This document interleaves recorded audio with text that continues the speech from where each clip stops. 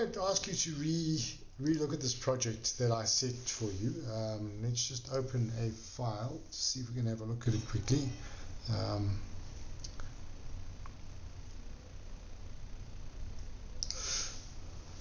So I think the problem is that some of you selected objects not that I gave you. Like 2 of you selected objects that were massively difficult. So that's put a spanner in the works, excuse the pun, made it much more difficult than it needs to be. So I think that's one issue. And then secondly, I think quite a few of you, well, most of you didn't read the brief completely, and couple that to the fact that the brief that I showed you, let me see if I can share that with you, wasn't as well worded as it should be, so I can kind of understand why you didn't read some of the things as I wanted you to read them. So I'm just going to add a screen on here, if I can find it.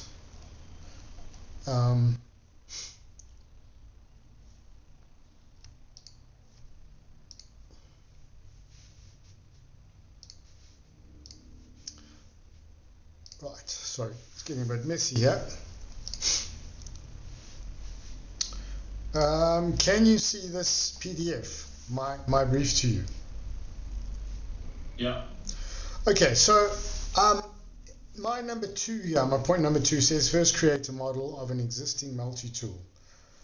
My term there, create a model, I wanted you to create a model, not take a model that I've given you or that you'd borrowed from a website and use that. I wanted you to create a model from scratch, which I didn't specify clearly enough, although I did say in point 4 here, make sure all the sketches used to create the model are fully defined. So 2 things. 1, I could have done better. 2, you guys, if you can, please read these briefs very carefully. If there is something that puzzles you, or that, you know, like if I've said this, it should have at least warned some of you that that's what I was looking for. So yeah, I don't always get it right, but I also need you guys to sort of interrogate what I do and come back to me. So there were 2 people who actually modeled from scratch. That's Kyra and Wilson. So Kyra, well done, because you did actually a good job. Wilson struggled, but Wilson struggled, but that was for other reasons as well. So okay, so at least 2 of you got it. But so I'm gonna re-characterize. I'm gonna re-set up this thing and then specify it very clearly. First, create a model from scratch with all of the sketches in place, because the whole point of the exercise is to use the sketches to create the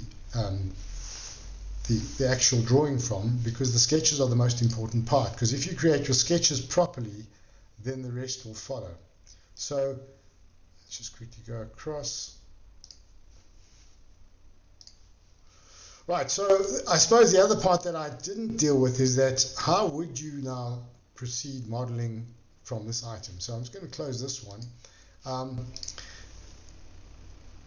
So the 2 things I wanted to deal with in these lessons. One was how to place the logo, because I think you're going to need that. So I think I'm going to leave that to session 2 and keep my train of thought here, and rather just jump into this part of the lesson first, and then in the second part we'll deal with using logos or creating logos. So I'm going to hop into what I hope is easier to deal with product. Let's just see if I can find it. Just open.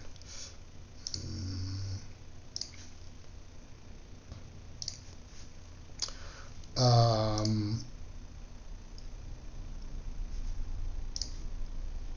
think it was. Let's see what happens. Great. Okay, so this is the simplest of the ones, the one I was hoping that more of you would choose, because it requires less detail. It's much straighter. There are fewer features you have to deal with. Some of the others have got much more difficult end pieces. So the first thing I would do here is just to see what's going on. If this was an imported thing, is just make these visible, and then get an idea of what the person who modeled it, where they started from. So they're obviously here. I'm using the views to go right, left, and top. And I can see that they've pretty much centered the object using the planes, which is good. Another product which was, let's just quickly go to it because this would be instructive. This is one that two of you chose. This was Jacques and Vion.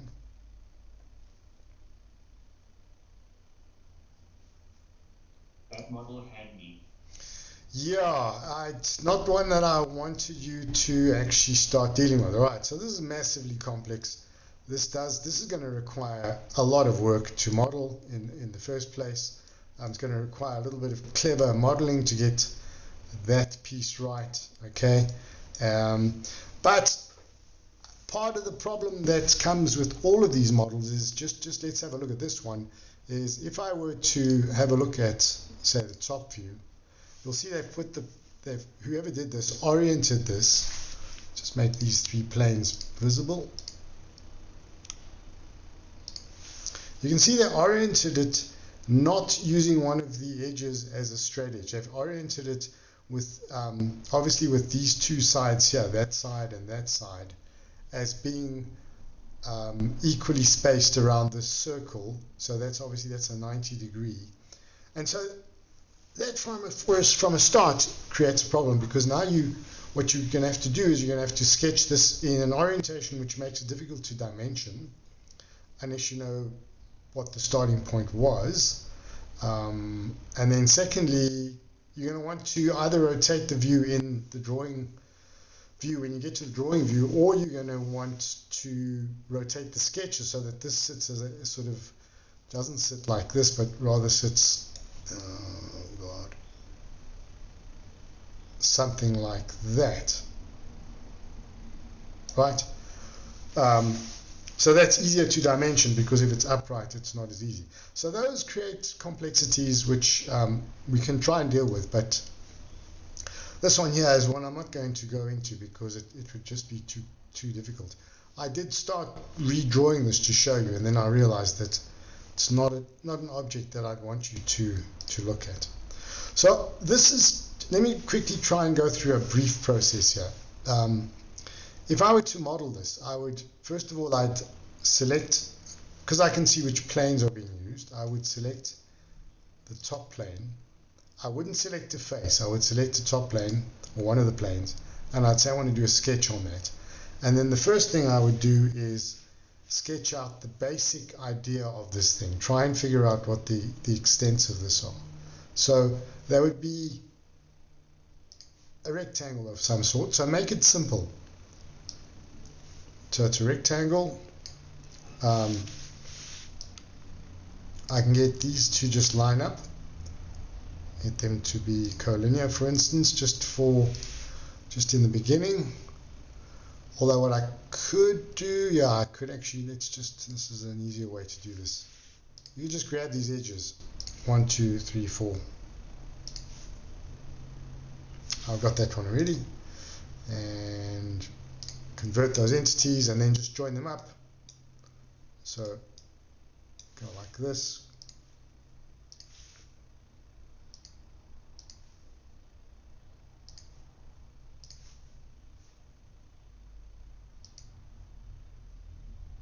So I'm just repeatedly clicking with this corner thing, and then dimension this, although it's probably going to give me an error now because, so we're going to say leave this dimension driving. Okay, and the reason I can do that is because I'll show you now. I'm going to fix that up, so I want to leave that one driving as well.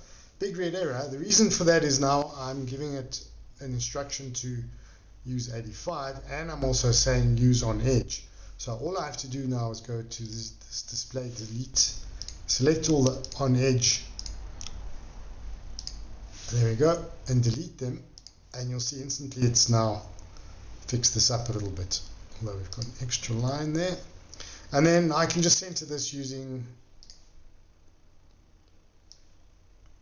oh, come on. Right, sorry, I'm just sidetracking here. If you've downloaded my settings, you should get things like the measure and the centerline commands up in your HOD and the mirror entities, because these are commands that you use a hell of a lot. So it's easier just, I think, to just go and grab them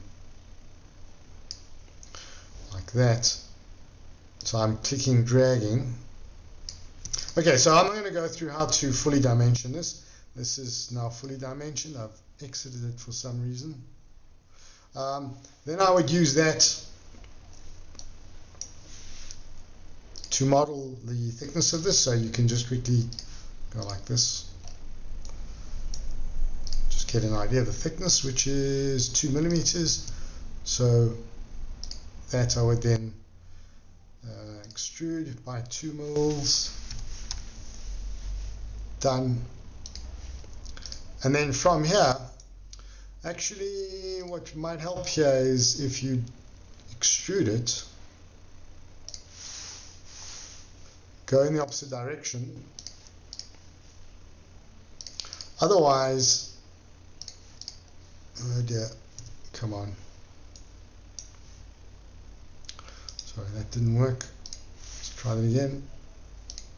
Ah, there we go. Zero thickness. We don't want to merge result. That's the thing to do. Okay, so just be careful there. If you're going to model this item, just be careful of this merge result thing, because that's going to sort of mess with you a lot. In this case, it was stopping me from modeling. The reason I'm modeling this in the opposite direction is because I want to have access to this item. If I modeled it in the first direction and then I try and hide this item, it would tend to hide that one as well. In my experience, I might be wrong. No, I think as long as you haven't merged them, it won't hide it. So you could do it the other way. Never mind.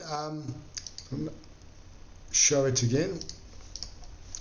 Okay, and then from here, I would just then put a sketch in like this, and then select. Let's see if we can get a loop like that, and then I would convert the entities, and you could do that with all of these. I'm not going to do it with all of them, but I would, do say all the interior shapes, select them, cut off the exterior shape there. That's 1, and that's 2, and that's 3, and then that's a 4th one. You could do those all in one sketch. So let's do one more of these. Okay, so I'm selecting loop, and I can see it's doing the loop away from me. So if I just, you can see it's doing the loop like that. If I just click on this little button, it'll then select perpendicular to me, and I'll say yes, I'm happy with that. Of course, because I'm not converting entities. Sorry about that. That's a user error. Okay, so that's what you can do, is keep on doing that, and then while you're in the sketch, you would then you would select all of these items. Make sure that you select all of the on-edge relationships and delete them. And then you would then dimension this according to, you would then put in your center lines from your origin point, etc., etc. Right, so that's not.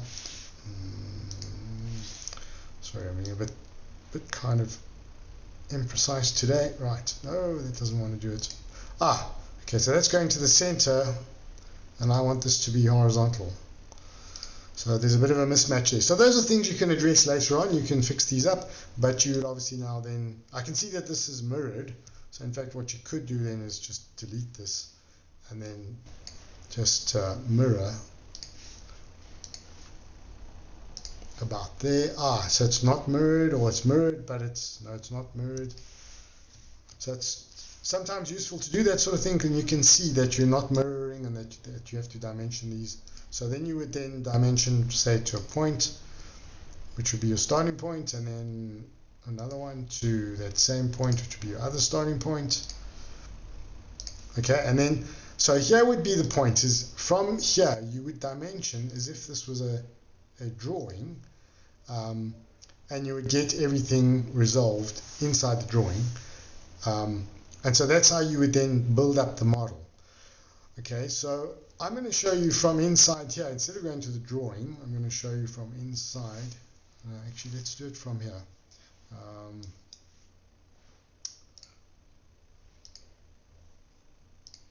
It's wrong.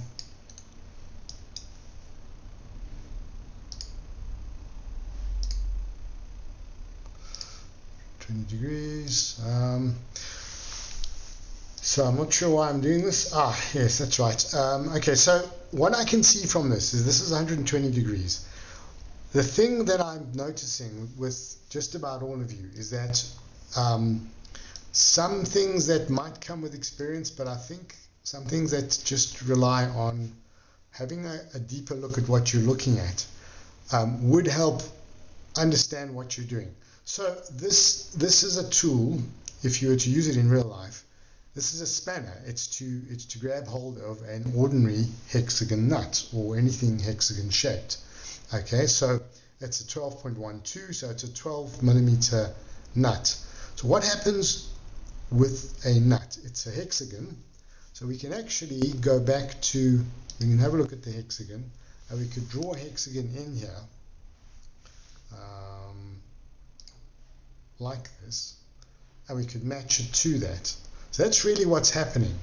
But there's a quicker way to do this. All right, and that's just to match this with a circle, because a hexagon, let's draw that again. A hexagon is really 6 sides which have got equal angles, and they're either inscribed or circumscribed by a circle. So if I just delete this again, just delete the whole lot, put another one in here, you'll see on the left hand side that you can specify whether you have an inscribed circle or a circumscribed circle. Okay, so inscribed or circumscribed. So circumscribed is going to put the circle on the outside, and inscribed is going to put it on the inside. The nice thing about the inscribed one, let's just see if I can go back to this. I can't. Is that, let's just do that again. So I want an inscribed, yeah, it was doing it. Okay, well.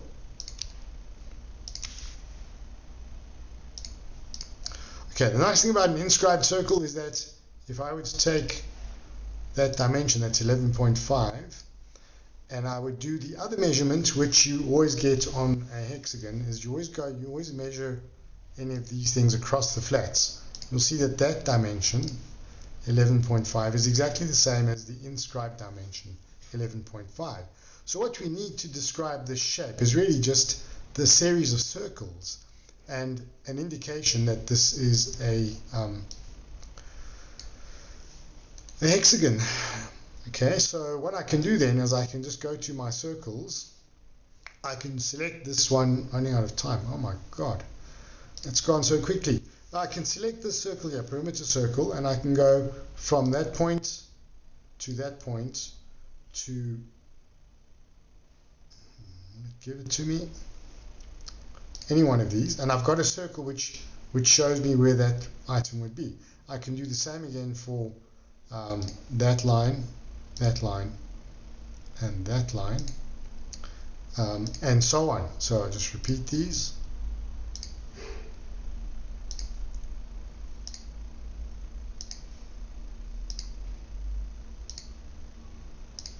And there we go, I've got the basis for what's happening here. So all I need to do is now make these into construction lines. For construction. And then once I've got the position, I've got a position here of, that's the size. I can actually get rid of this. I've got the two position dimensions, 8.3 and 7.3. I can change those. In fact, I can actually go to there,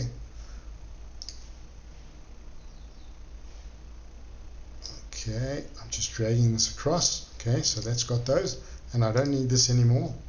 And no, I'm going to leave it because that will give an indication of what's going on.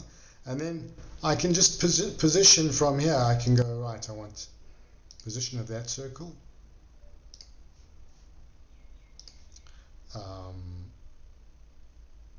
It's the Y position. Right, so I'm sorry that this mouse movement is so sort of jaggedy, but I'm working inside this hyper machine and it slows things down dramatically. Okay, so I'm overdoing the detail here. We only need to show you how to do one or two.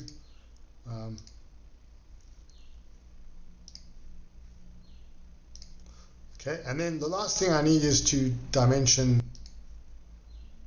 this.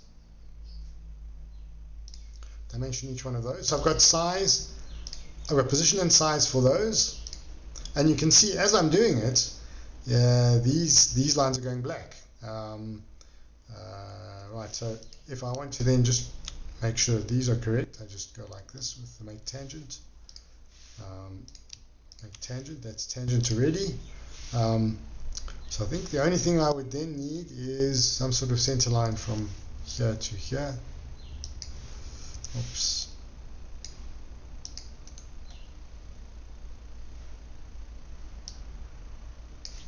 Ah, come on.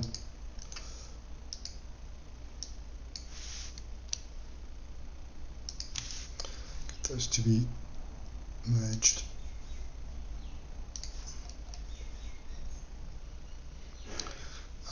Right, so I was hoping that this would all go black as I go along. It's not quite doing it.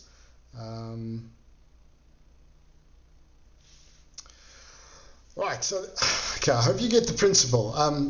In fact, as I'm doing this, I'm thinking a better way to do this would just to delete this whole lot, other than 4 center points, and then draw in a series of these polygons, and then just delete the interior or select the whole lot as sketches.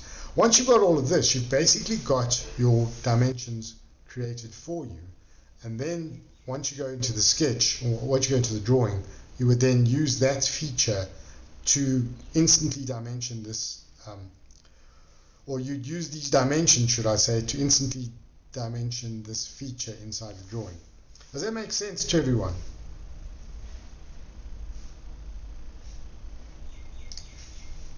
Yeah. That does. It makes a lot more sense.